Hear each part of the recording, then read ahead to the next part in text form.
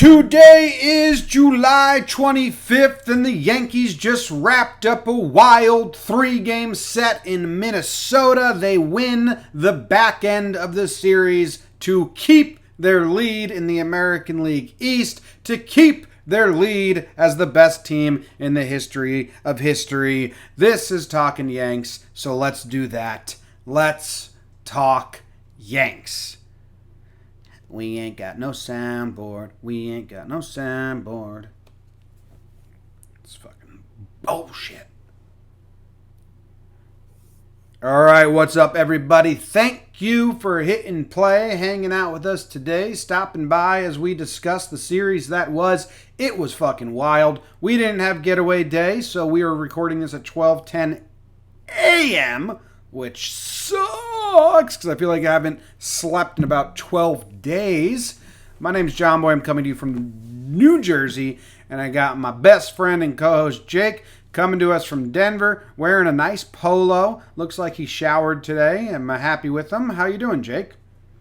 Yeah, Jim, I knew this would be a big episode, so I actually did. You and I have talked about this before. I did the shower before the game. I know you used to do that before hockey. I do that before a big soccer game. Couple basketball games. I know just saying that I played basketball games, I'm going to get a couple mean tweets about my height, and that's fine. Hey, how'd you fare in the basketball games being so short, you midget?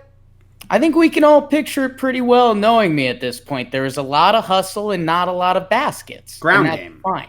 You used to just roll the ball. You used to roll the ball just to dive on it. If you are a basketball fan, I'd compare it to a fat Tony Parker. A lot of European layups you don't see in a lot of good basketball games. But Jim, I'm doing well, man. We are still riding this kind of crazy high that is due to everyone listening and everyone on the Twitter sphere and the internet. It has been just crazy times for talking Yanks, talking baseball. We're excited for that on Friday. And I mean, what a series, man. And it's dude, I've got a couple things from the first game that are going to blow your mind just because that seems so long ago. Midway through this series, we kind of watched like 22 straight innings of bad Yankees baseball because we had the Rockies punk game. We went down early in game 1. We went down early in game 2. We end up having one of the craziest and best baseball games you'll ever see. And here we are winning the series against the Twins. Crazy that they played this series in London, but you have to adjust.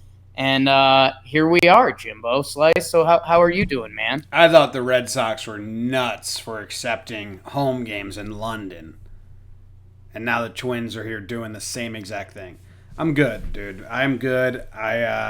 So much is going on because every aspect of what we've been doing is blowing up. And it's interesting to see who reaches out and now wants in.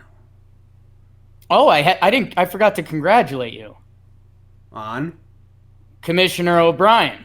Oh yeah, Kenny Rose, our new friend Ken Rosenthal, who we heard from a reliable source is a big fan of yours, said John Boy for commissioner. Yep. So congrats. Yeah, that's one vote. And I, as you saw, I have decided to take Joe Torre's role as assistant to the commissioner, where just 3 days a year, like the All-Star game, the start opening day, and the World Series, Joe Torre shows up. They put the mic in front of him, and he just goes, "We're still putting out a great product, huh?" Yeah, so I didn't accept your application. Instead, what's that? I didn't accept your application, and instead I have you sitting in the corner of my office with your feet in a tub of melted butter. I couldn't believe you went there. I couldn't believe Ken Rosenthal reached out, and you went as weird into the joke well as you could. But that's talking Yanks, babe. And thank you, everyone, for letting us go into the weird joke well. And, Jim, do we have some people we need to thank today for leading us into the joke well? A whole bunch of people sponsored this episode. A whole slew of fantastic people, starting with Victor Mejia. I like that. Vimy. Cameron Rist. Camry. You like him? Yeah. You drive a Camry? No. Me neither. Petey Kreutzer? Petey Kreutzer, maybe? Yeah, sure. Tyler Elkin? Telk. Telk. TL. Telk. Jack Calandra.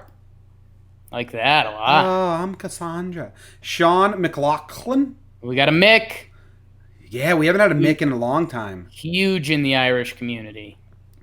Or Scottish. Sean McLaughlin. This is a fun name. Can you say McLaughlin for me? You kind of got to let the clock go deep in your throat. You want the full clock? Sean McLaughlin. Almost gag yourself with the clock. Yeah. You're missing this next name. It's awesome. Damian Zamuder. Zamoider? Damian Zamoider? Yeah, I don't know. Zamoider? A lot of fun letter dynamics there. Riley Scholl. Riley Scholl. That's a good Texas quarterback name. Jason Booth. What's that? You're playing those boys from South like this way? Who? Riley Scholl? Well, then Jason Booth's a good offensive lineman name. Yeah, try getting around Jason Booth on that left side. Austin. Am I going cross-eyed or are there 3 C's there? I had to type that right. I think you put in 3 C's there. We're going Petchia. Petchia, Mark Scalzo, Eric Scalzo. Ludvigsen. Fuck. Ludvigsen, yeah, something like that. I'm getting decision fatigue on these names, so sorry. Bill Coyley, Evan Blondman. That's cool. And Caitlin Barber. Yes. K-Barbs. Who are these people, Jim? They are most recent Patreon sponsors. We appreciate them very much. They support us. It's $2 a month. You get early access, live access. You can hang out in the chat. Chat was here early, Jake. Regular crew. They were guessing who our prides are going to be, which I think is very fun for me to watch. You can do that. You get the video access to every show if you want. You get a chance to win 2 jerseys from Affordable Jerseys each month. And there's still a contest going on. 3 people that will be off the team. 3 people that will be on the team that aren't on the team now. If you go comment that under episode 306, I want to say. Yeah, I was going to say 305, 306, something like that. Yeah, you'll see all the other comments. Whoever has the most names correct, going to need to organize all those guesses soon. So yeah, thank you very much for everyone that supports us. Patreon.com/TalkinYanks. Let's get into the nitty gritty, Jake. Holder got called up and then got sent down. Yeah, I have a fun fact. I didn't know when I was going to drop it, Jimmy. Okay. I guess I'll drop it now. And it gave away the hint. But there were only 2 Yankee pitchers this series that pitched an inning or more and didn't give up an earned run. Canely and Holder? Canely and Holder. Hey-o. So there's some early analytics from Jakey Stats. Nanalytics. It's almost non-analytics. Yeah, non-analytics. Non-analytics. Non-analytics. No-analytics, because you're the shape of my grandma. Okay, thank you. Thank you. Holder called up. Holder sent down because we needed the Nestor show came back. Cameron Maben rehabbing, Jim.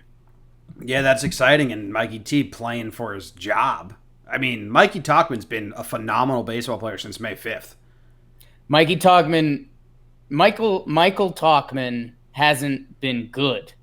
He's been great. Since May. Did you see Katie Sharp's tweet? Since May 5th. She said it in Sharp Stats, which hopefully you guys listened to, and if you haven't, should. It's the episode before this. I was too busy puking.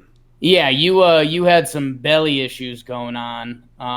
Jimmy's got a seafood thing going on, so any of our seafood doctors reach out, and we're gonna need you to check out John Boy's belly. I got. I was like, Pliable makes me sick. Don't get me the seafood from Pliable. My mom, my sister. Like, even you and Katie were like, nah, you're wrong. They buy me Pliable, tell me to eat it. I'm like, I think this makes me sick. They were like, no, just eat it. So I eat it, and then I'm kissing the toilet the next day. It's Don't let me in. I defended the shrimp. Okay. You thought you had something wrong with shrimp. Not all shrimp, just that specific shrimp.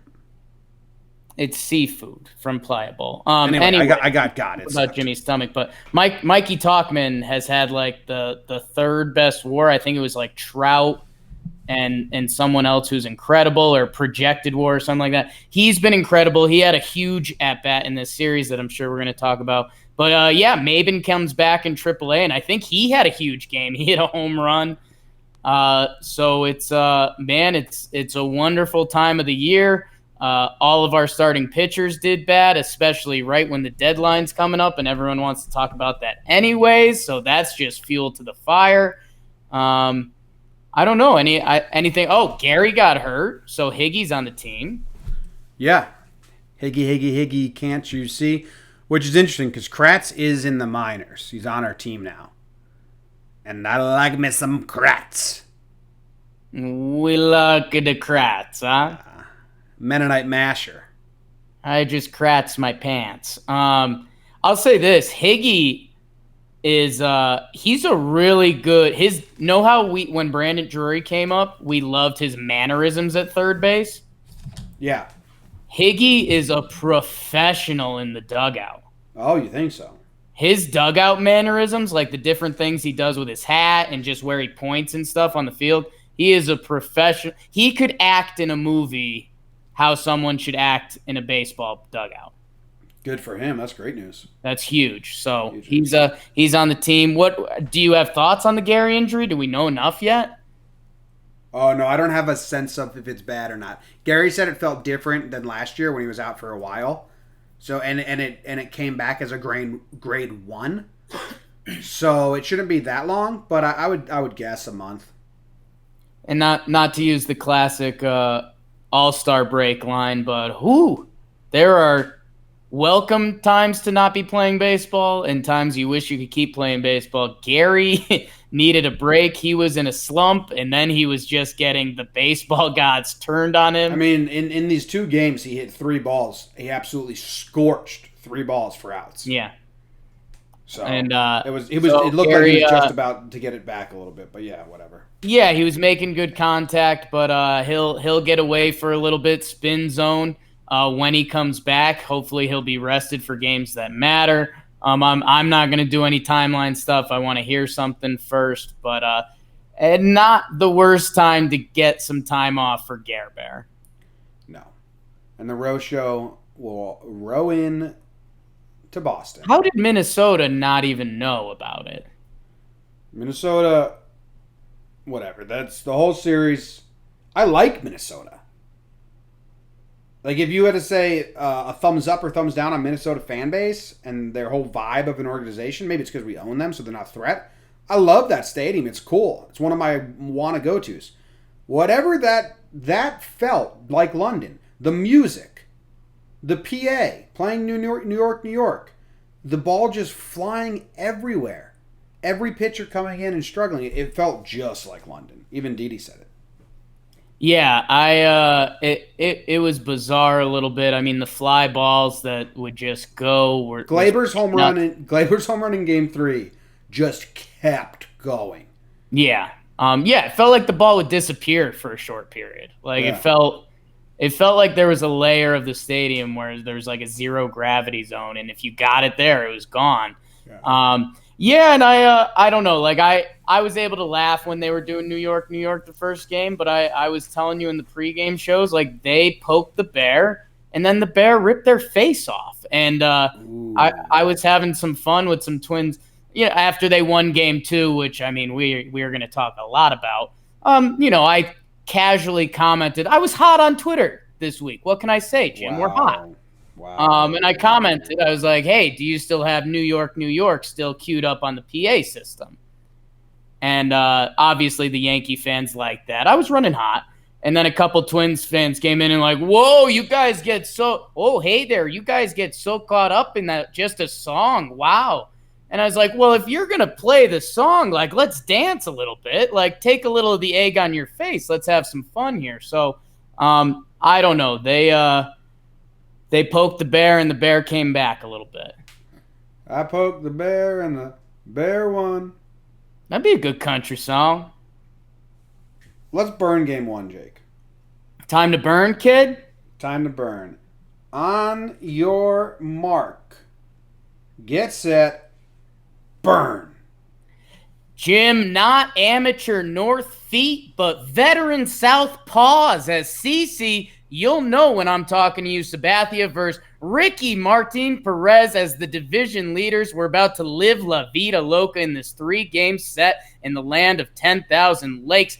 Polanco and Cruz shout out their favorite rapper from the Great North as they go back-to-back. 2-0 Twins after one. Gio as Urshela hits a solo shot. The Pinstripe Parrot ties it with an RBI single. But, Jim, the Twins score 3 in the third on a catcher's interference and 2 fielders' choice. Gross. 5-2 Twins. Minnesota, we introduce your highness, Louis Linwood Voigt. Solo shot for the King. But the Twins, all in all, would have 5 home runs this game. The machine homers late. Tauchman plates an RBI, but it wouldn't be enough, Jim. Yanks lose game 1, 8-6. Triple play. Triple play, man. Talk about and you and I, and we're sorry if I already shout out Sharp Stats. If you're one of our heavy analytical people that like when we do that stuff, hey guys, momentum in sports is so real, and just watch the first inning and a half of this baseball game. Yeah. What I was gonna say is a lot of people. Like, the triple play happened, and they were like, we suck. And my reaction was, that's just straight unlucky. Right. So, like, that doesn't mean we suck in the slightest. This whole game felt like BABIP, batting average on balls in play, unluckiness to me. I didn't think any of this summed up who the Yankees were as a team in the slightest. I said this after, like, this game didn't move the needle at all for me. It was unlucky. Gary roped a ball to left field. If it's 5 feet to left or right, the game's tied. Then we had a bunch of other balls roped at people. We had Gary roped that double play ball that they turned. And then that triple play ball was like, that's unlucky. So it sucks. Don't get me wrong. But there's no way I can judge the team on unlucky plays. They were putting the ball in play. They fought back too. They fought back to make it a game. I walked away from this game completely unfazed. I said this on the voicemail episode. So many people were freaking out. Unlucky. CC was bad. CC was bad, and that was bad. But Sessa was good. Holder was fun. He did a behind the back play. He got his luck going. But yeah, this game 1 I didn't care about at all. Did not make me nervous, upset. Just like, oh fuck, that sucked. Yeah, I don't know. I had told you, and I was telling the internet, this just felt like the first bad loss in a while. And I guess the problem with that statement is different people quantify bad differently. Yeah, because I don't think it's a bad loss at all, but we may be just using that term differently. Right. It's how you use the word bad. Because for me, this was the first game in a while the Yankees had won but lost. The BABIP gods kicked in. There's a couple just lucky, ugly plays. There was a couple times when the Yankees were ready to kick it into gear. Like they heard the New York music, and the Twins were celebrating and having a good time. And they were like, all right, let's show these guys what's up. And then, the Gary catcher's interference, and you're like, that just sucks. That's tough. Yeah, that too. I couldn't even see it. That was weird. Yeah, and I saw that camera angle. I kind of got it. It felt like there was a little part of the glove hidden. Anyways, Jim, 1 triple play and 2 double plays, which doesn't sound too crazy. Like, if I told you a team hit 2 double plays in a game, you'd say, okay, yeah, stuff happens. Jim, if those 3 balls are just fouled off, let's go to a fake Jake world with me. Oh, told a lot of girls that before. Wow. Those 3 balls, double play, triple A, just get fouled off. Mm-hmm. Jim, those are 7 outs we have to play with. 2.1 innings. 2.1 innings. And I know that's not a perfect way to look at it because I phrased it with a Jakey world. But it just seemed like everything, a couple plays a game are going to land in the good luck, bad luck bucket. The majority went to the Yanks, and I mean those double play balls. And people, when I said bad game, you said you didn't feel bad about the loss at all because of what I'm saying. The Yankees were good and could have won that game. that's why it felt bad to me. And other people came back and they were like, dude, the d'Arnaud loss was awful. And I was like, Travis d'Arnaud beat us that day. Like, see, that's a bad. So I'm with them. That's a bad loss. A bad loss is where I look and like, wow, we really fucked that up. And I don't think we did. CC did, but other than that, I think it was just bad luck.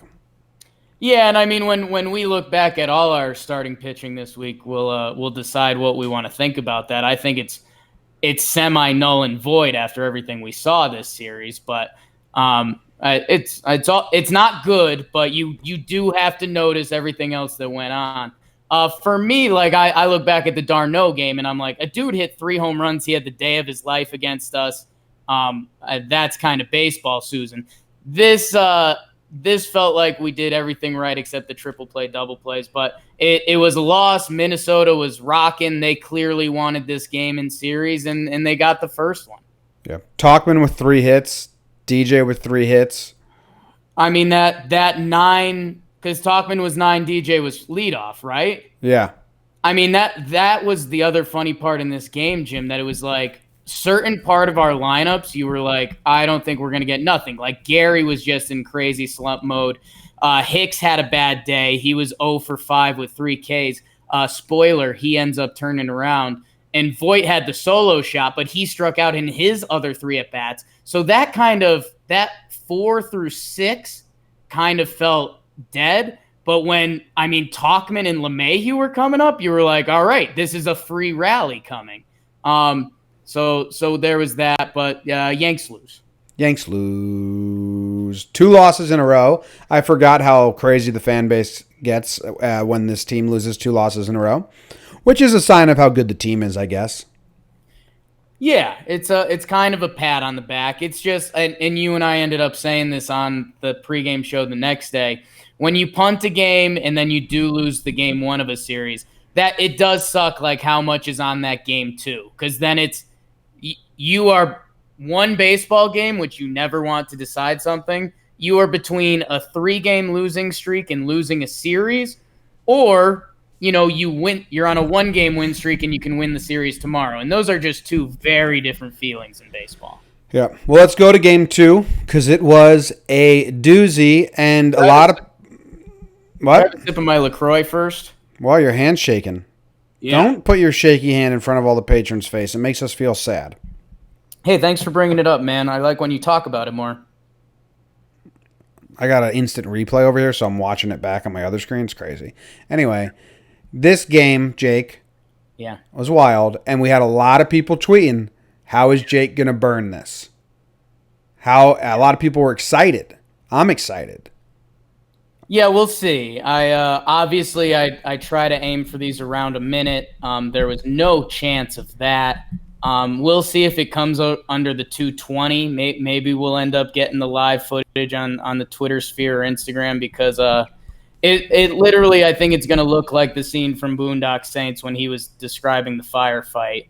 There was a firefight? What if it was one guy with 6 guns? That line's so good. Yeah, man, incredible game. All right, here we go. On your mark, get set, burn. Domingo on a Martes Herman versus Kyle Gibson guitars as he tries to strum up a win for the Twins. Top 1, Didi rocks out with a 2-run double. Would that be enough in this one? Buckle up, people. Minnesota with links together the next 8 runs, including homers from Polanco, Cruz, and capped off from Miguel, if you know what I'm talking about. 8-2 Twins. Would that be enough? Buckle up again, people. Didi. Do you love me? Are you riding? 3-run shot for Gregorius. Twins would play another run. 9-5, and we're working overtime. Jim, let's jump to the 8th. The Yankees would go all Russ Westbrook with triple doubles. Talk dirty to me. A judge-mandated one. The Dark Knight rises. Sir Didi for the 10-9 lead. Would that be enough? Buckle up again. So no way, Jose, as Miguel hits another 11-10 Twinkies. Would that be enough for them? Buckle up. 2 outs, bottom 9. Hicks me, baby, one more time. 2 2-run tank job against his former mates. Would that be enough? Buckle up. Chapman loses the zone. There was a firefight. Somehow the Yankees escape, only giving up 1 run. Buenos Cantos, and it's Joker Nadal in the 5th set at Wimbledon because we're tied up at 12s. The kid, the Venezuelan victor, muchas gracias from Caracas, the heir to the throne, the Gran Turismo. Oh, baby Glaby. 3-0 pitch, RBI single. He scores the insurance run on a pass ball. Would that be enough? Bases hooked for the German, Max Kepler. Domingo Herman, who started this game 5 hours ago. It's lined into the gap. What did the guy from Arkansas name his drone? Air Hicks. Unbelievable catch by the former Twin. Herman to Hale to Canely to Britton to Chapman to Vino to Green. G-Men beat the Vikings after they missed both extra points. New York 14, Twins 12 in an instant classic. Buckle up! Oh, man. Woo! Bravo! Ooh, child, things are gonna get easier. Woo! Impressive. Do you like the Glaber streak there? That's my favorite part. I just liked all the buckle ups. Would that be enough? When Glaber when Glaber took the lead and was like, would that? I thought that was enough, and then I was like, oh no, it got scary again. It kind of was not. Dude, this was the most wild fucking game. Lindsay Adler tweeted the expected win chart, and it's so funny. Yeah, that's really good. It looks like if you were to make a straight line with your shaky ass hand.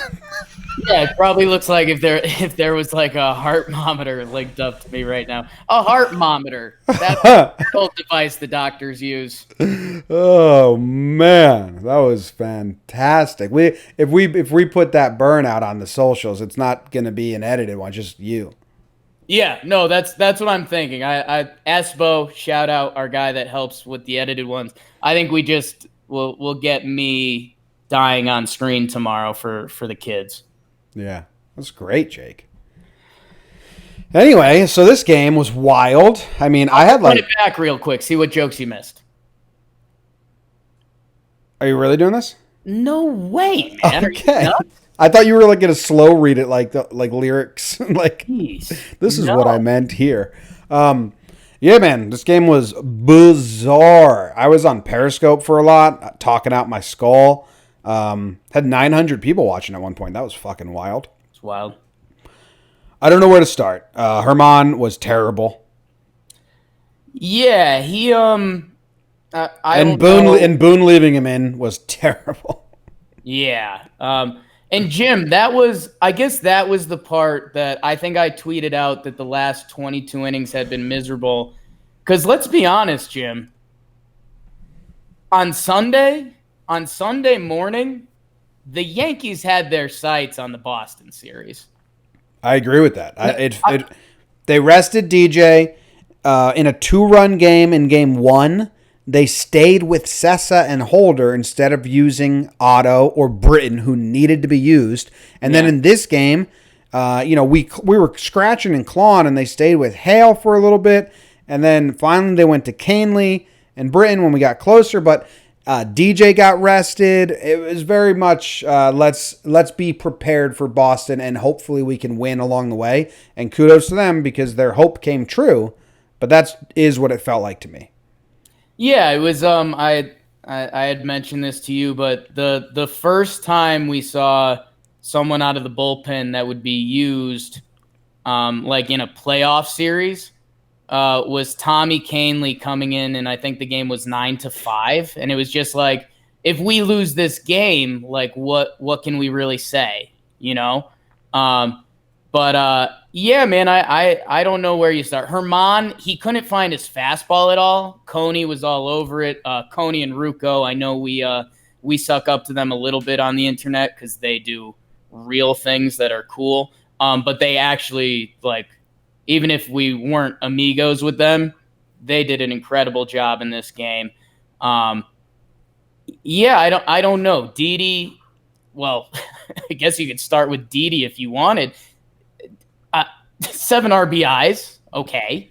Not even the star of this game, IMO. Right. Dude, okay. So the Talkman and the Judge doubles that the cameraman, fire that cameraman, yes. I suck up to Yes. Everyone at Yes is so kind to us. And if that cameraman is a Talkin' Yanks fan, then I'm sorry. I think it was a road cameraman. Worst camera job I've ever seen. Every fly ball to right, we had no idea where it was. But anyway, Judge and Talkman's home runs not being home runs because they hit some weird part of that tall wall was so weird. And then Didi's did the same, right? Yeah, the Hunger Games wall didn't help us at all. Didi's was kind of normal off the wall, but it was weird where everything lined up. 5 for 5 from Didi with the walk, 7 RBIs. Have a day, kid. All right, so the big moments of this game, Jake, was the Voit 3-2 pitch that the ump did not call a strike. If he called it a strike, we would have been like, It was very borderline pitch. I think it could have went both ways. I think I'd be livid if I was the Twins. They were pretty livid, and it led to a rally. Voit, credit to Voit, I guess. I don't know. He leads the team in strike threes looking, but also leads the team in walks, so it's kind of like what you get. But that was a big momentum killer. And then their manager, we take the lead. We have the momentum, but their manager gets ejected for fighting, and then their dugout's just screaming and yelling, and Sano comes right back, hits the home run, and I'm like, they were like fired up. Sano takes a curtain call. Yeah. And I thought there was no coming back from that. Then and Britain got to keep Britain regular. Anyway, then we have 2 outs, right? And Talkman's up, lefty on lefty. Mike Talkman, lefty on lefty, which is almost unfair because Mike Talkman is the best hitter versus lefties that's ever played baseball. But their closer, Rogers, who's been pretty good against us, I think Talkman goes down 1-2, and it was like a controversial pitch, and that was like, you're gonna do that now, Blue? Really? Blue zone changed after the berating he took. Yeah, I liked this morning at the day after you went through some of my tweets, and not even in context, you saw the blue. Dude, your tweets, Jake. This is weird, and this is your tweets were the exact same things I was saying live on Periscope when Chapman gave up the sac fly, which tied the game on Periscope. I was like, that's the best thing that could have happened because now there's not a runner on third and he can get 2 outs and keep it tied. And your tweet was like the same thing. Like, that was a win. That was good. And then when you said blue on Periscope, I said blue. Same exact thing. It's very odd. It's like we're best friends or something. You just can't do it in that situation. Yeah, man. I mean, the Mikey T at bat. I mean, taking some tough pitches. He took a tough slider. He walked down to first, and he was yelling at the first base coach, like angry football stuff. He was mad about that strike 2 pitch. Gonna fucking call me on that? You gonna fucking call out on me? And Mikey T, man, he's we've watched a quadruple A guy become a major leaguer in front of our eyes. He's starting to talk to the umps and stuff. It's actually kind of awesome to see where his confidence is at. And it should be because he's playing incredible baseball. So Mikey T takes the walk. And then Jimmy, teams are happy to have Aaron Hicks on the right side with the game on the line. And twice it has burned them completely. That Hicks home run, I want to do a breakdown on it because the dugout's reaction was great. It's for lack of better phrase, what was that? It's whipping your junk out and putting it on the table. Yeah, I think I did the Major League 2 Sam Cassell, just big balls. It's crazy. Yeah. I mean, it's just the swagger Hicks has, and then that was insane. I really thought there was no fucking chance we come back.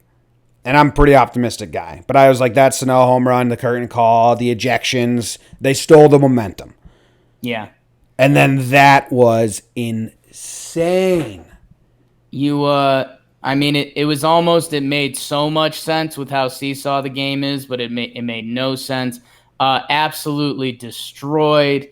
Hicksy, happy to be back in Minnesota.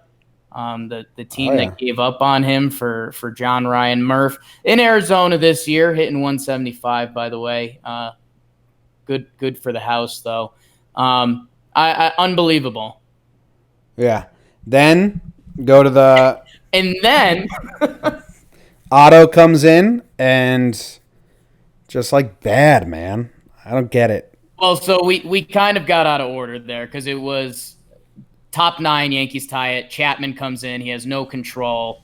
Fly ball, scores the run, gets out of it after that. The biggest win ever for a blown save was getting to play extra innings because, Chapman couldn't throw a strike for a little bit. He couldn't throw a slider, and he couldn't throw a strike.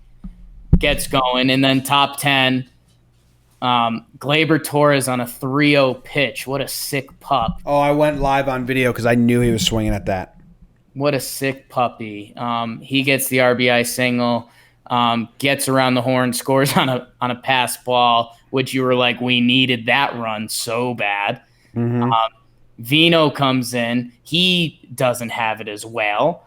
And then Chad Green comes in for 4 pitches, the fourth of which gets driven to the gap, and Aaron Hicks makes, a catch that you can't forget. Aaron Hicks, go buy a shirt. We got him in stores. We got 2 of them. Anyway, but the move to bring Chad Green in is hilarious because Otto can't throw a strike, and it's like, your slider's nasty. We can't, like, a pass ball kills us here, and a walk kills us. Like, we need contact. So get Chad Green in. Chad, throw all fastballs, and let's pray good things happen when he puts the ball in play. Now, the fucking dude hit a rocket, but Hicks had a beat on it, makes a great catch. If you want to see my true feelings, go watch the live, because I lost my fucking mind. I'm a little scared to do this. I was a little emotional. Yeah. Jim, what are the 2 position talking Yanks trivia for the end of the year? What are the 2 positions on a baseball field that get my heart more tangled in? Yeah, if anyone doesn't know this, you lose the good listener contest. It's third base and center field. Third base and center field. There's still people out there that think I'm not a Hicks fan, which we crossed that early last year. There were times when we didn't like his approach. He takes a lot of pitches, yada, yada, yada. He was great last year. He's back this year. Jim, we've befriended Joe Hicks this year. We got to watch a couple games with him. Tell us about the emotions. I messaged Joe Hicks. Oh, no. Yeah, I messaged Joe. Oh, no. I said, man, 11:37 p.m. Mountain Time. I said, man, I grew up idolizing Bernie Williams, so it was always going to be tough for me to love the next Yankee center fielder. I can't imagine what you're feeling. I can't imagine what he's feeling. Incredible, man. Jesus. So a sober.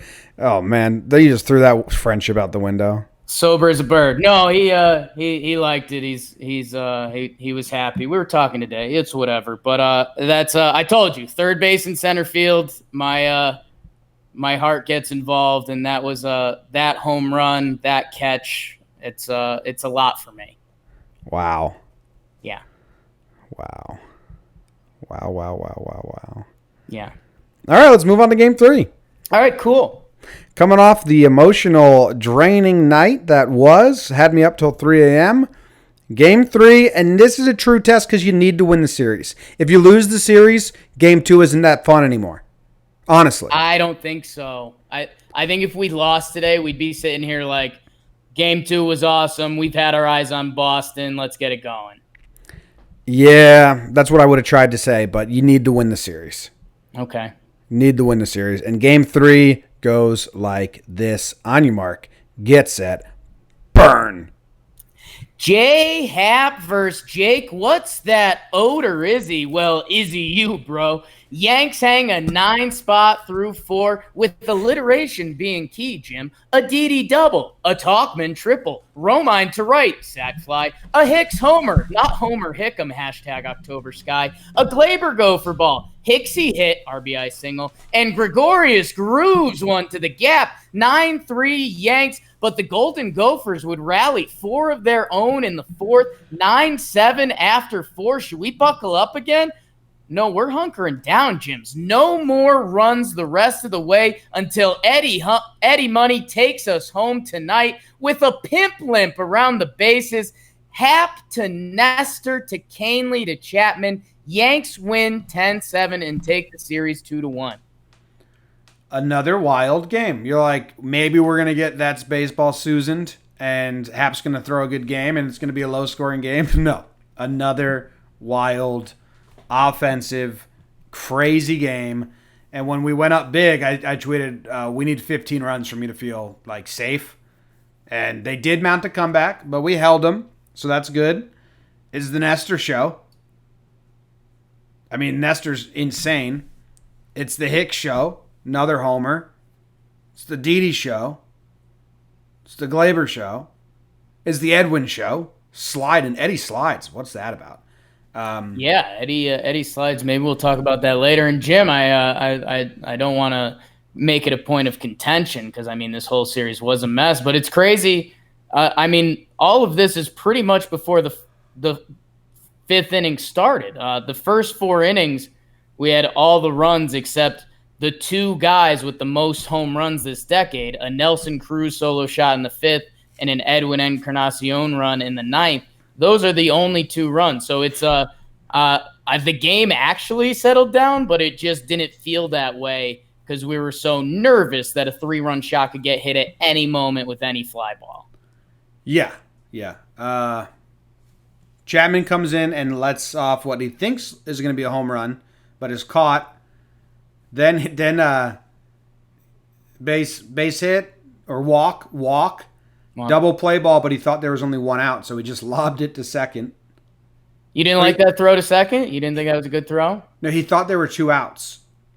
So he just... Did he say that? I thought it was just a pitcher throw. Romine asked him after, do you think there was 1 out? And then he nods, and then Romine, laughs in his face. I actually posted it as the gift for this episode. I think Chapman was playing it cool there. I think he'd rather take the I forgot the outs than that's my actual throw to second base. I think he got scared of the throw. Could be. I was happier. Oh yeah. I was happier with the lob than if he fired it to Glaber. The scariest moment of this series was in Game 2 when Zach Britton cocked and fired to first base. Why did he do that? I thought that ball was going to Michigan. Yeah. That was crazy. Hap's bad, man, but every starting pitcher was bad. So is it all null and void, or is everyone bad? I have no idea, because every starting pitcher was bad for both teams. I'll say this, because people started coming at us like, how are these guys going to defend Happer this time? And it's like, well, Hap's been so bad this season. I haven't defended him. Yeah, Hap hasn't been good. He's been closer to Hap than you'd think after the first 3 starts, but still not good, and we still don't trust him. Doing anything off of this series is unfair. Are you going to measure Mingo and CeCe that way? I don't think you are. And Jim, the other big factor here, which I'm going to tie this all together with, again, there were eyes on Boston this series.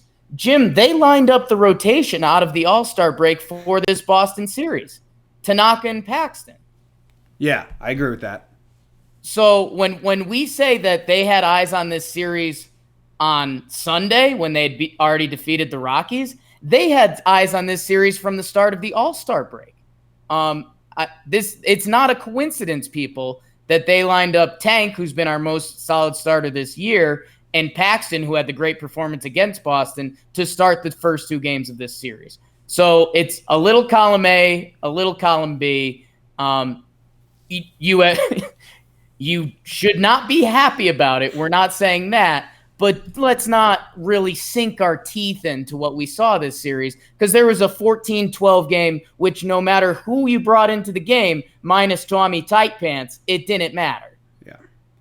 I had someone come in and people are so angry, like, anyone that says we don't need pitching. Who? Who's saying that? Find me one person. Find me one person that's saying that. He's like, the people on the radio. I'm like, who are you talking about? Radio callers? That doesn't count. That's like saying, check out these YouTube commenters. This is what I said. Mine is my YouTube commenters. My YouTube commenters are nice. Like, who said? Everyone knows we need starting pitching. Everyone. Everyone's just shouting the same thing at each other angrily. Yeah, we need starting pitching. Yeah. We all know it. Why you get so fired up? We all know it. They're going to do it. Go listen to Sharp Stats. There's some good tidbits in there. Oh, yeah, there is. I think that was a really good episode. Anyway. So Hap's bad. Nestor's awesome. Gets called back up due to the injury and stuff like that. It's great. Great move because Holder couldn't do that. That was a good, smart move. Love Nestor. Big fan. I sent him, after the game today, I actually sent Nestor's brother a text message. You sent Nestor's brother a text. What's Nestor's brother's name again? Charlie Cortez. Yeah, he goes by CC, which is confusing for Nestor. So, and why didn't you read it for the people? Yeah, let me pull it up. Because it is kind of embarrassing. So after the game today, I said, yo, dude, I always love pudgy pitchers who change their delivery and kind of have round noses. And your brother fits every peg. Do you think he'd kiss me if I asked nicely? And Charlie responded, he's like, this is worse than Jake's text to Hicks. He sent that around to all the families. Yeah, they all talked. They sent yours all around. Damn. They were embarrassed. When you were talking about pudgy pitchers that change their delivery every time, I thought you're talking about Poppy Patron over here. You playing wiffle ball? With a round nose? You described to me. Yeah. And? Thanks, Charlie. Thanks for listening, Charlie. Yeah. So, locker room's a buzz. You know who else? Chad's twin brother, Chase. Yeah. Embarrassed for you. No, that's not true. Chase DM'd me. Chase DM'd me? Yeah. What did he tell you? Just saw the text Jake sent to Joe. That's embarrassing. All the brothers are talking about. All the brothers have a group chat. It's called the Yankee Bros. Chase Green DM'd me, and he said, yo, what's John Boy's deal? Yeah? Yeah. Thank you. He was... Thank you. All right. Maybe we'll go to awards? Awards! Jim, awards are brought to us by somebody. Mazer Gaming. Mazer Gaming still bringing us awards? Yeah, dude. Mazer Gaming, they are the best. Again, if you know that the positions that speak to me are third base and center field, you know Mazer Gaming at this point.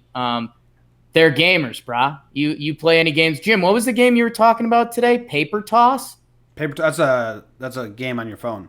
If you've ever played Paper Toss, if you've ever played, what was the runner game? What was the Temple Run? Your favorite?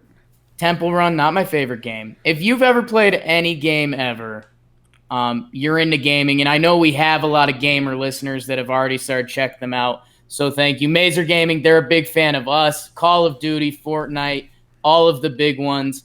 Go check out their website, mazer.gg. Good game. Some different theories around that too. They're good guys. They liked our vibe. GG. We like their vibe. And they're giving away 2 Yankees tickets up to $100. All you have to do, follow them on Twitter, retweet our post. You get 2 tickets to the game of your choice, a Mazer jersey, and you just have to follow them.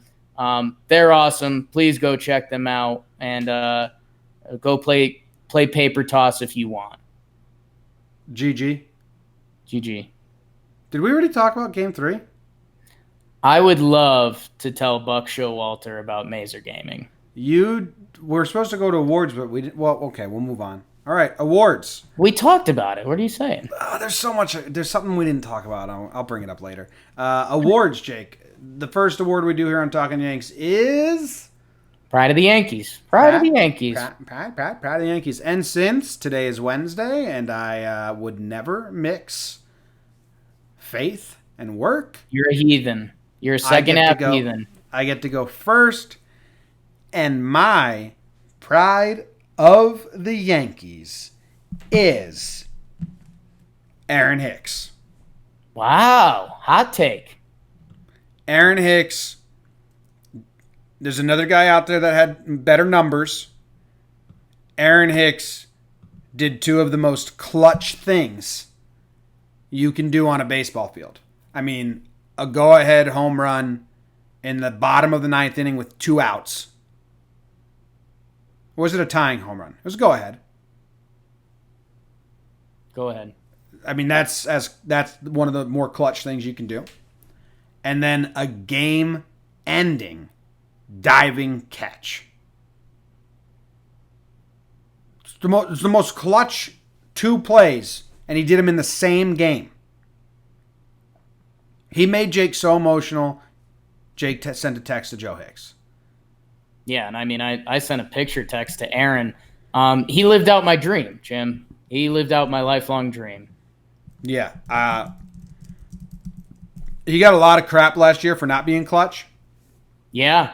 Which I think was warranted. I think in big moments he kind of didn't The stats were there. It's not discussion. I think this is a handful of times this season where he's come through.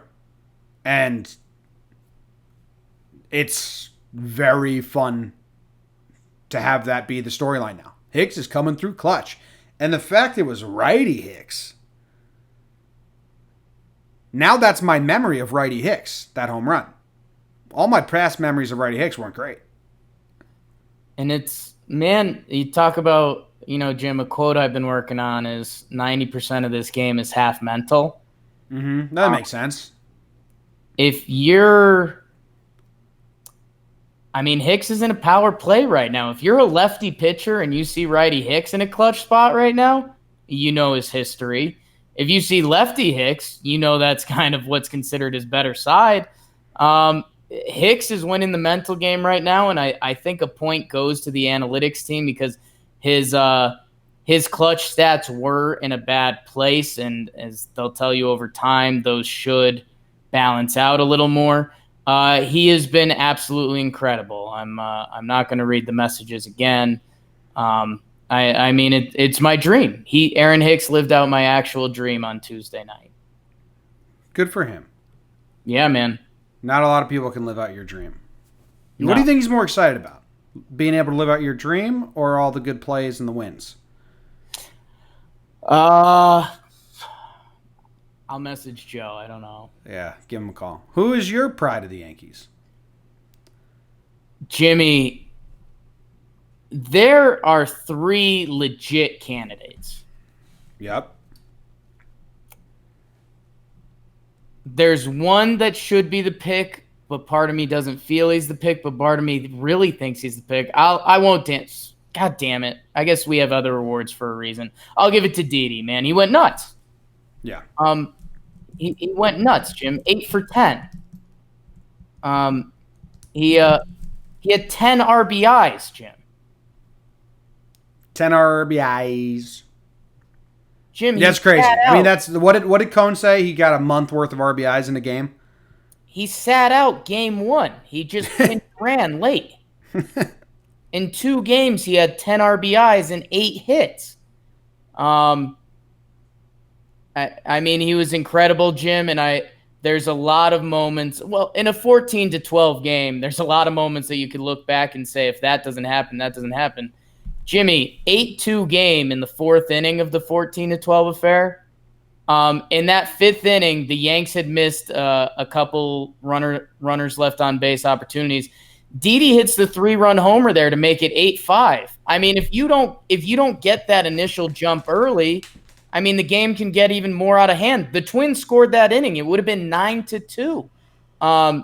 So that was huge. He has the go-ahead double to make it 10-9. The diving stop in the ninth. What's that? Did you talk about the diving stop?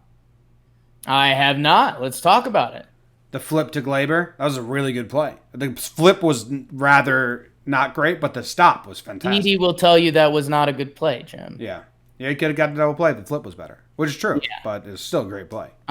So that was great. And then he just comes out today and he does the damn thing again. 3 for 5, 3 RBIs, triple, double. He looks great, man. And I think I mentioned to you before the first game of the series, Jim, I said it would be pretty nice if Didi got it going heading into Boston this weekend. And he did a lot more than just get it going. So I will give it to Didi. All right. Next up, we do our You Yankee Motherfucker. MFer, Jake. Yankee Motherfucker.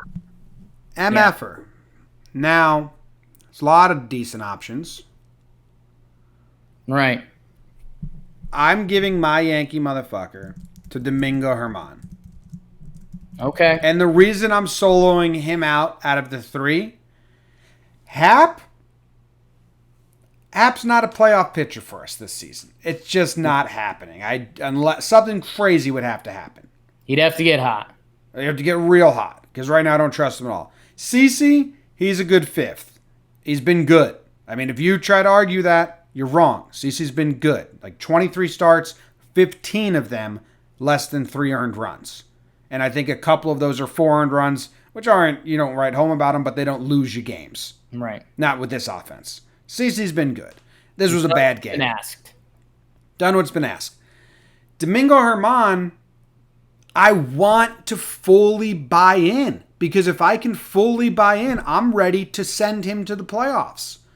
I'm ready to say, well, Germán's got that spot locked up. And this is a huge step back for me. Because he looked horrible. So he was the one guy going into this series where you're like, well, we got Germán game 2. He'll give us an outing. And it's the very opposite. So that was the bad starting pitching performance that bit me the hardest. Where I was like, I thought you were going to be the guy who does good. So that's why he's my motherfucker. His bad outing stung more than CC and Happ for me. Yeah, it was weird because I know everyone wants to do the London vibes thing. Germán looked uncomfortable on the mound, which I think that was one of the bigger factors in London. He didn't have his fastball all day, so they just didn't. They didn't have to worry about that at all, and everything that was happening with the stadium and the fly balls being home runs, he was screwed. I don't know, Jim. I've been higher than you on Domingo this year. I think there's a chance that a couple weeks from now, if Domingo puts together a couple starts, we're going to say, okay, Domingo's bad starts this year were the 3 hip games and the Minnesota series where things were just straight chaos, you know? Yeah, I mean, that's... yeah. And I know, and I mean, we're one bad start away from the hip thing is not real anymore. Right, but I mean, you're with me that there's a very good chance that you can look at these Minnesota games as borderline null and void. I agree with that, but Mingo looked actually Happ looked better than Mingo. Yeah, Happ kind of got screwed because he was getting squeezed a little bit today. And if Happ is going to get squeezed in that environment, I mean, stop the fight. They're all bad, but yeah, Mingo's performance bit me the worst. It was like, fuck, come on. So he's my mother. Who's yours? Some jumped up and bet me.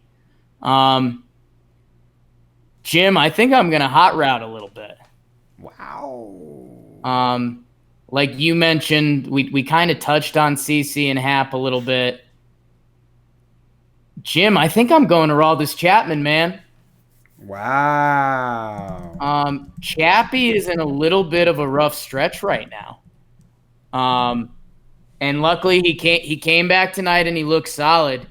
Jim, I mean, that game Tuesday, we haven't seen that Aroldis Chapman since what was it, the end of August 2017 when he got taken out of the closer role? No. Last year he had a game where he walked the bases loaded, then walked in the tying run. Like, he has these games sporadically. He has these games, Jim, but this was in a stretch of games where he hasn't been Aroldis Chapman. Like that game last year, I'd have to check, but I feel like he bounced back. We are now, in his last, so he had the Tampa Bay game, the d'Arnaud pitch, which was pitch selection. And then there was one of the Tampa Bay games before the break. He gave up 2 earned runs. I don't know. We've just, I think at the end of June, his ERA was 1.36, which is incredible, and it's tough to measure anything that way. After the 14-12 affair, his ERA was up to 2.56, and it was just, it was tough to watch, and it does happen. Hopefully he locks it in. He's out of Minnesota, and we can look back at these games and laugh. But seeing Chapman like that sucked. You not going to excuse happens, CC, because they could have easily gotten it. But my heart hurt for a while, and it's mostly due to Chappie than the other two. What do you think about Boone's decision to not replace him? Now, let me say this. Replacing your closer in a regular season game doesn't really happen. Right. It's kind of this unwritten baseball code that's your guy. And even as bad as he looks, in the history of baseball, you'd almost rather lose with him on the mound than send an unwavering message of confidence towards him by removing him. I don't know why. I kind of get it, but I would have rather bring someone in. I don't think Ottavino's the guy to bring in once the bases are loaded. And I think that's part of the reason he didn't. That's why Otto came out when the bases were loaded. But yeah, that is something in baseball. You don't take the ball away from your closer. You'd rather lose with your closer out there than take him off the mound and, do that to him, which is weird. But so when there's one point where it looked like someone asked Boone in the dugout and he just said, no. Because yeah, you don't do that. It's a quick pros and cons list. If you take him out and Ottavino blows it, it's lose. It's why'd you take out your best reliever and you don't have, and it's a news story. You don't have confidence in him. If he holds it, now it's still a news story because you still took him out. If you leave Chapman in, you either he holds it or he doesn't, and it's not a news story. So there's more negatives if you just take him out and make it a thing. So I'm fine with leaving him. Yep. And it was his mess anyway. So he's your motherfucker and he was terrible, but credit to him for once that first out got made, not allowing any more runs. And again, I said show the start of game 1 about what confidence and momentum is in baseball. Show them Aroldis Chapman's first 3 hitters faced, and then show them what happened after he threw a couple strikes and got an out. Yeah. All right. Regular old awards. Rawr. I have a weird one. Okay. It's the Just a Guy award.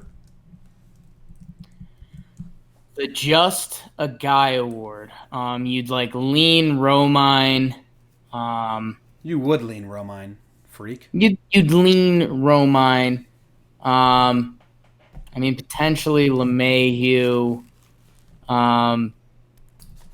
I don't know, Jim. Who you got, buddy?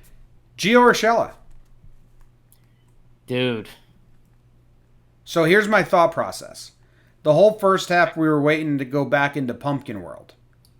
Right. He's not real. It's a fluke.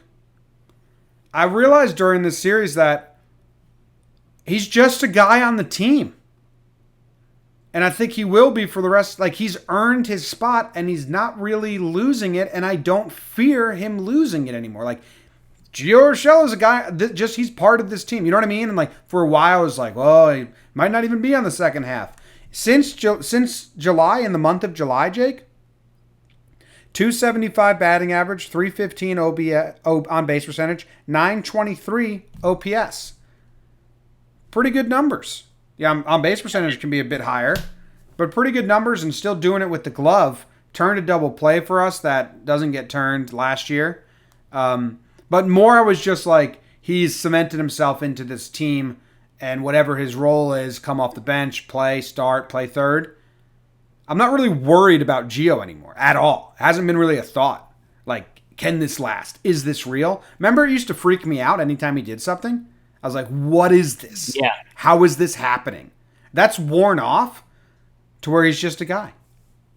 Well, he's God, Gio the God, but just a guy on the team. Actually, he's the opposite of just a guy, so it may be one of the worst awards given out ever. No, it's kind of the juxtaposition. I gave Just the Guy award to God. Like, what if God was one of us? Right. Just a third baseman on the bus. Trying to make his way to the pros. You think Gio's getting sent down AAA? He's on the bus? No, they're riding a bus to the airport right now before they fly to Boston. Keep up. He was meeting a family friend in Minnesota, so he took an Uber XL and met them there. I mean, at least know what the Yankees are doing. Wow. Charlie didn't tell me about that. Get got. Well, maybe. Well, I already told you what Charlie thinks about you. Okay. That's a nice award, Jim. Thanks, man. Appreciate that. You're so kind, and I like you. Ooh, okay. Hostile. Those nice words. Who's your first award if you don't got any thoughts on Gio? Jim, I love Gio Urshela. I mean, do I need to do my center field third base thing? He's been great. I got nervous a couple weeks ago because he was sneaking under 300 for the first time this year, and that's a whole mental thing. He's been solid, man. He's got 4 homers this month. I think that was the thing that was scary when he first came up and was hot. He was kind of doing it Romine style, like he was just slapping balls the other way and they were dropping. He's got like a power swing now. Like he knows what he's doing up there. Hit a home run this series. And I think on the ESPN broadcast, I think Rossi was talking, and he said that like Urshela put on a show in batting practice. So I think he's confident, he's belong. And Jim, I mean, I think he might tie in with my my next award. Yeah. What are you giving Canely? Which I'm giving the Tony Gwynn Award. Oh wow. Yeah. Okay. No strikeouts. DJ LeMahieu. No. Tony Gwynn, Just Win, Tommy Canely. Okay, you've got some things going on. You just when Tony Gwynn is mentioned, you just see baseball people go, oh man, what a hitter! Fat man can hit. Jeez. No, people say that, and that's fine. I don't know why you have to make it a thing. Jimmy, if you watch this baseball series and you were a big baseball fan, but you were like frozen in time and you didn't know who was on the team and you were just watching, but you still knew baseball, Mike Tauchman had some of the best at-bats you will see in a baseball season. Unbelievable. We aren't – know how I mentioned Aaron Hicks lived out my dream? Mm-hmm. He doesn't do either of those things if Mike Tauchman goes down to one of the tougher left-handed pitchers in this league. Down in the count, 1-2, after a terrible call in this crazy game, he nuts up and has an amazing at-bat. And, Jim, you're talking about guys belonging? Mike Tauchman is now hitting .275 with a .363 on base percentage. .275, .363. His OPS is .863. What do you think's going to happen? Good time to have this conversation. Cameron Maybin's on his way back. He's got no options. Mike Tauchman is hitting out of his skull. And not like you said, He's got a multi-field approach. He had a triple today. He hits a bloop hustle double. He's hitting singles. He can hit a home run. He's just seeing the ball really well, play all three defensive outfield spots. Cameron Maybin was doing the same thing for us. What do you think they do? Jimmy, we talked about this on Sharp Stats. It doesn't make sense to trade him because he has options, and he's the perfect guy. He can play all three outfield positions, and he's played great. Jim, I think not to go Thrones on you, but and Mikey T, the biggest Thrones fan on the team, I think it's kind of for now my watch has ended. I think this team, and we've heard CC talk about it for a while, that there is genuinely a culture of like, let's win the World Series. And I think like we've joked about how Mike Tauchman, when he first came up, he didn't have friends on the team and stuff. Now he's on R2C2. He's screaming after he has his big hit today. The guys on the team like him. I think he understands if Cameron Maybin comes up and I've got to go to AAA for a month and I'll be back in September, I will see you boys then. He feels a part of it. He's put in a lot of work to get to this point. And if that's what he has to do, I think he's mentally like at grips with that. You know, the Gardner's going to the DL, and then that just evens it out because Gardner didn't play any in this series. He didn't play the last game of the Rockies series, 4 in a row. 10-day DL might just prolong this and give Gardner rest. He's always ground down. I think they might do that. They might. It probably depends on how Brett Gardner's feeling. And when does Cameron Maybin come back? Because he's still rehabbing, you know? So it would. Maybin can be ready in like 3 games though. Right. But if you're IL and Guardy tomorrow, I don't think Cameron Maybin's getting the call. It would be like Clint. Yeah. But I'm saying they can do that when they need to do that. Yeah, I don't know. I feel like they would have done it already. I saw James Smythe was tweeting it out. Guardy said he could play today. Guardy's always going to say that, though. I think the only reason he's not on the IL is for this Boston series.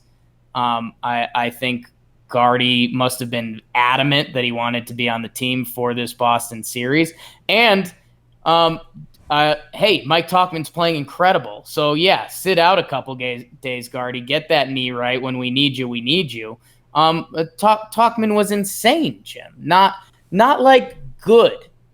His stats this series, 538 batting average. He was 7 for 13, 4 RBIs, 5 runs. He was great. Tauchman arguably if Guardy was healthy, Tauchman arguably earned the right to play these games. Yeah. Yeah, my thought is that they could, if Guardy's banged up at all, it'd be like half a phantom DL and say, Guardy, you're going to give you another week of rest. Let Cameron and Talkie ride the hot hand and then come back. They always wear him down. So, might be a way to not. Like a CC going to the IL to get his knee fixed. It's like, take a breather, Guardy. Yeah, I just don't think the timelines line up. I'm talking about a phantom DL stint, so it's like it's whenever they want it to do it. Right, but it's already a story that Guardy's not playing. If Guardy goes 8 days without playing and Cameron Maybin's ready then, they're going to say, well, why didn't we have another body on the team ready to play if we had a 2-man bench this whole time? Like, they're not going to do that. Yeah, but they have had a 2-man bench. They didn't even pinch run Gardner in a pinch running spot. Right. They threw in Didi, who's not a great base runner, but he's athletic. Yeah. And that was earlier into the injury. I think Guardy said, I'm playing in Boston. I'll see you bitches there. I agree with that. I think we're on a different page where I think Gardner could play, is healthy enough to play. You don't think he is? I do think he is. Oh, yeah, same. That's what I'm saying. We're on the same page. Yep. But I just think that if they wanted to give him a breather and then let Talkie ride out his hot hand, it's a possibility. I don't think so. That's where we disagree. I think it's a possibility. I don't think it's likely. I think Talkman will get sent down is the likely thing. What's your next award? My next award is the Thin Man Award. The Thin Man. Wow. Good for you, Mingo. Thin Man. Why would Thin Mingo? Man. Why would Mingo get it? I mean, some people literally call him that. Yeah, that would be too obvious. Right. Tommy Kahnle, Wow. thinned out, was our best pitcher this series. Easily our best pitcher. 2.1 innings, no earned runs, 4 Ks. Easily our best pitcher. Jake, he's having a really good season. Yeah.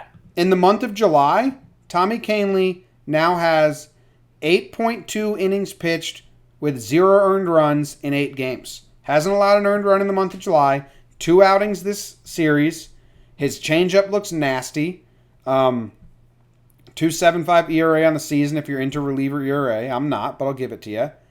He had his June, he faltered a little bit. And people were like, what's going to happen here? He had 1 game where he allowed 4 earned runs. He had an 8 ERA in 12 games, really because of 1 game. But he's been great. He's getting really good. And he was one of the only pitchers that did well this series. So I just wanted to highlight him, highlight his season so far, and the fact that he was like, hey, I was pretty fat last year, had a lot of Red Bulls, didn't really take care of myself at all. And I think that was probably part of the problem. It's like, I'm glad you figured that one out. Jimmy, as I started the show with, 2 pitchers this series pitched an inning or more and did not give up an earned run, and it's Jonathan Holder and Tommy Kahnle in very different scenarios. Jim, I'll give myself a late pat on the bum. I tried telling people before the season, like if Kahnle gets going, Kahnle's last year was so bad that people washed out how important he was in 2017. He did have a tough month, and all of us were like, yo, not now, Tommy. But, I mean, he redeemed himself this series. And, I mean, when that changeup was right, it seems unfair. It's nuts. So thanks, Tommy, for thinning out. Thanks, Tom. What's your last and final award? I am giving the All for Fun award. Wow. You want me to do the letter 4? Or you want to spell it out or do the number 4? I would do the number 4 instead of the letter 4. Yeah, that's smart. Jake used to work at All for Fun, right? I did. So Jake used to work at All for Fun, which was they sold or rented out bounce houses. Yep.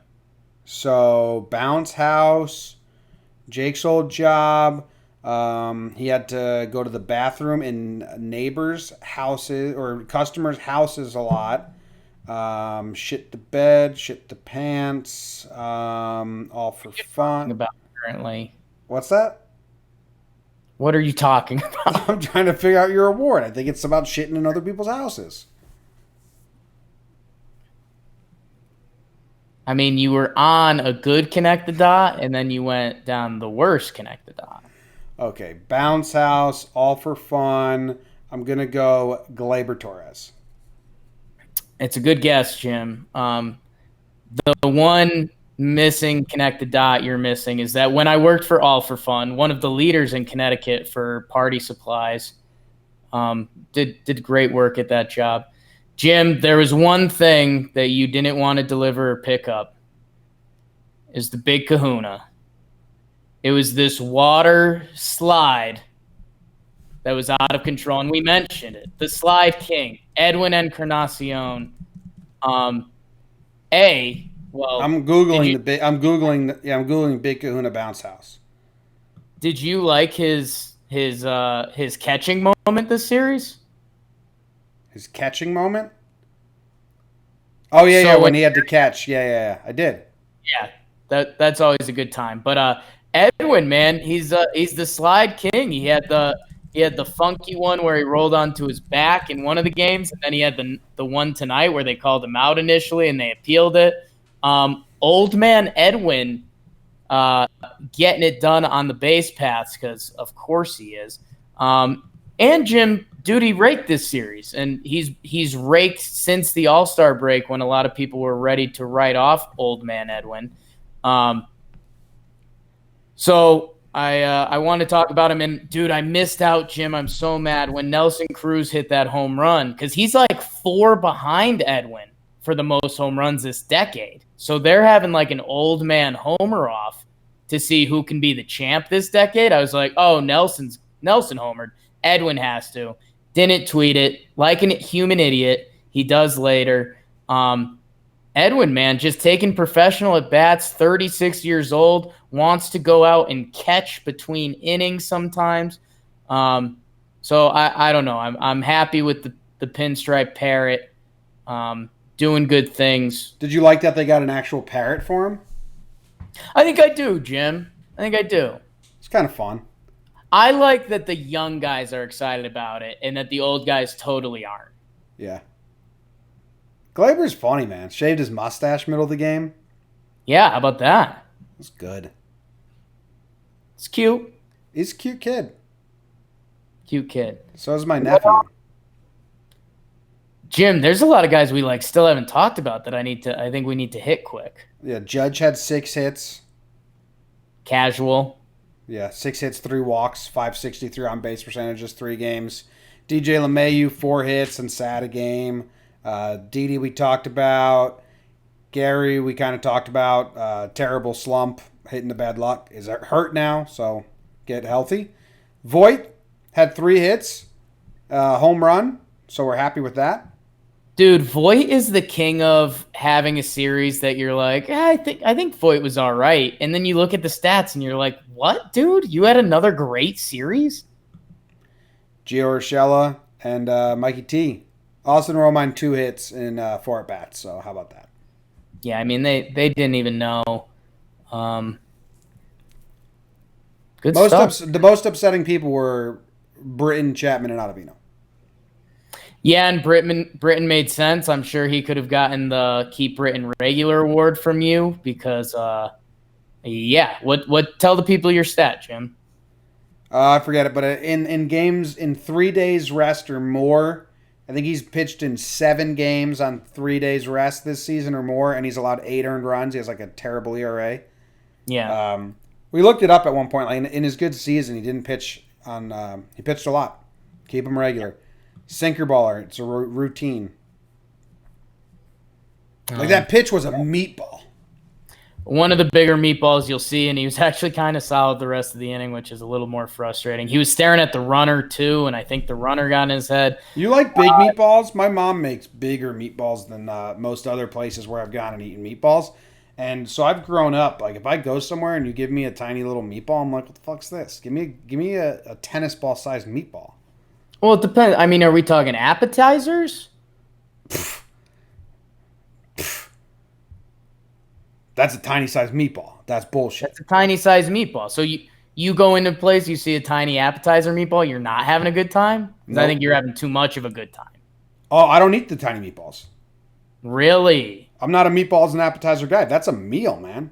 Or a sandwich. That's a mistake. That's a mistake. So you like tiny meatballs. I don't. Oh, I like all meatballs. You think I... Have you seen me? Yeah, I know it's your old nickname, Jakey Meatballs. Or the human meatball.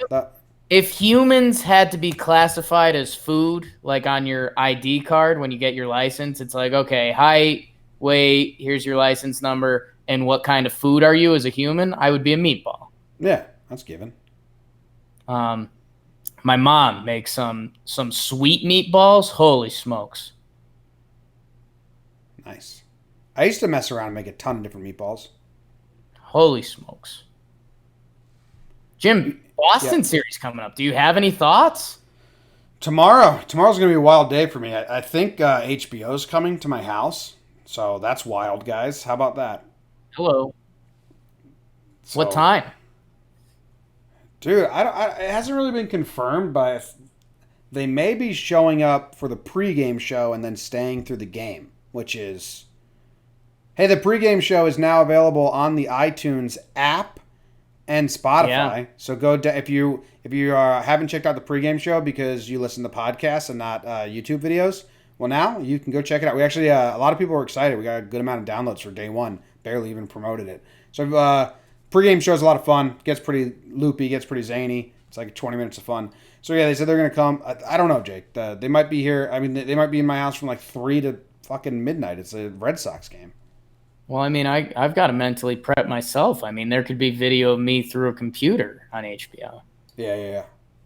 I drew a Sharpie mustache on my screen, so you just always look mustachy. Jim, I'll give you the probable starters in the upcoming series, and you give me one-word reactions, all right? Okay. Tanaka Porcello. Good game. Tight. Close game. Not one word. Close. Paxton Cashner. Bad game. Okay. 2 words again. Yankees got it. Okay. 3 words. Even better. Sabathia Erod. Lefties. Nailed it. Huge. Sunday, Herman Sale. Scary. Okay. Big series. I mean, not really. I think we have the division like kind of locked up. And we can go 2 for 2 and I'm fine. Yeah, my head jumped to like a big spin zone, and it feels like it's Yankee blinders on. I mean, Yankees with a split are like, yup all day, right? Well, that's what I'm saying. I'd like to win the series. I'd like to sweep the series because then there's like no questions asked. But what are they, 10 games back? Something like that. 3rd in the East, right? So if we don't allow them to gain a game, I'm golden. Yeah, exact. 11 games back, Jim. Yeah. So just I listen. I'm not going out there saying like, hey, let's just split it. Just don't lose the series, and I'm pretty fine with that. Yeah, I mean the pressure is squarely on them at Fenway right before the All-Star break. Right before the All-Star break. Right before the trade deadline, Jim. Excuse me. Wow. You never made an error. That's my bad. Error free. Guy can't say a year right. Comes at me for the All-Star break reference. Go Yanks. Go Yanks. Tell them, Grams.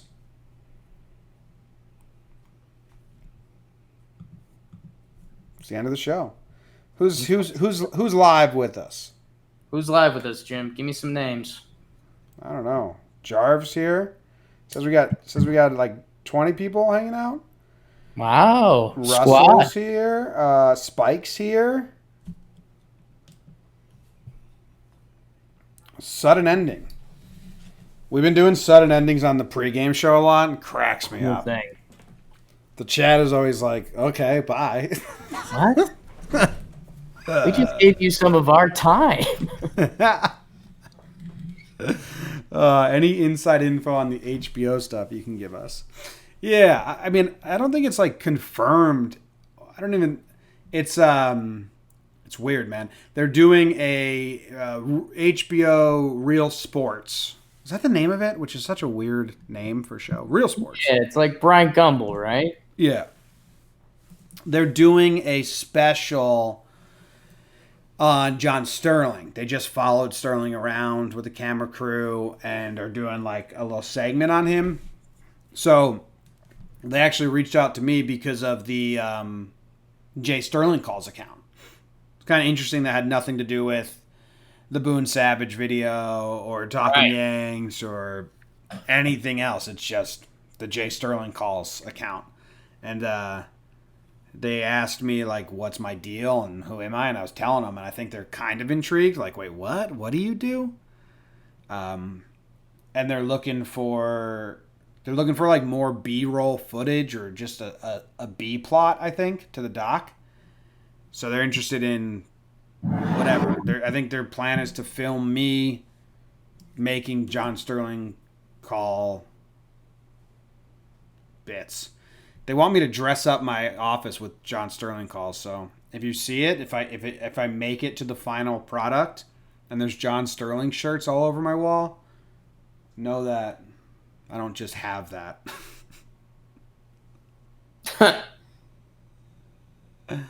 Yeah, it's crazy. Be interesting. Crazy. I was doing it today, Jake, and thinking, is this how I want to present myself? And I was like, fuck, I'm gonna have to like sit up. Like if a camera's on me, this is how I usually sit. Well, people change, huh?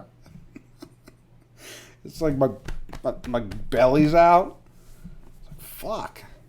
Does Katie know that there's a chance HBO is in your house tomorrow? I texted her because she hasn't come home yet. Right. I feel like that could start a cleaning fury that you might not have thought of yet. No. She said, I said, HBO's coming to the house tomorrow night to film me while I work. She said, wow, that's crazy. I said, yeah. That's about the extent of it. It's not crazy. It's crazy. It is crazy. But it's, I told him, like, hey, I don't just do the Sterling calls. So, like, I make GIFs of the game. I'm going to go live on Periscope if it's close. Like, you guys can film the Sterling call stuff. Like, I do a lot else during games, so I got to do some other stuff too. And they were like, yeah, okay. So I hope it's not a close game. They're like, what's your setup look like? How many monitors do you have? What color are your walls? Like, just fucking come over.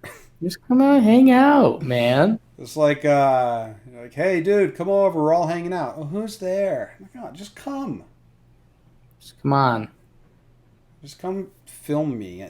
Type it. You know you're gonna come over. Just come over. Why are you still asking questions? I was like, there's 2 desks. There's a couch. I'll clean it.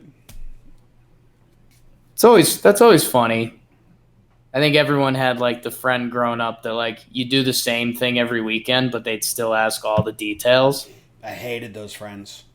Because in high school, it was my house, my 2-car garage. We carpeted the garage. It was like that 70s show. Turned it in, put couches in there, big screen TV, and that's what we did every weekend. Had beers, and it was like, yo, you coming over? What are we doing? Same fucking thing we always do, man. Same thing. You always have fun. So just come over. Yo. I should have said this on the show, and I'm not happy about it. But I guess this is why Patreon's here. Dude, the stiff leg Nestor delivery. You like that one? Dude, the fast delivery was wild.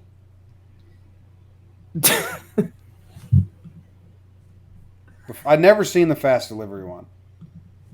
I've seen some quick pitches in my day. Nestor did take it to another level. Cruz was like that. You can't fucking do that.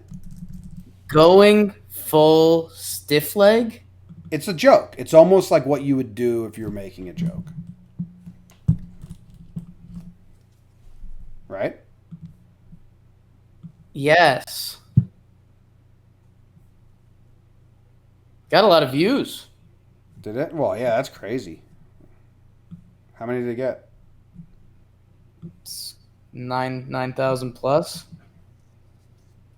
Yo, you know what Luke did for me today?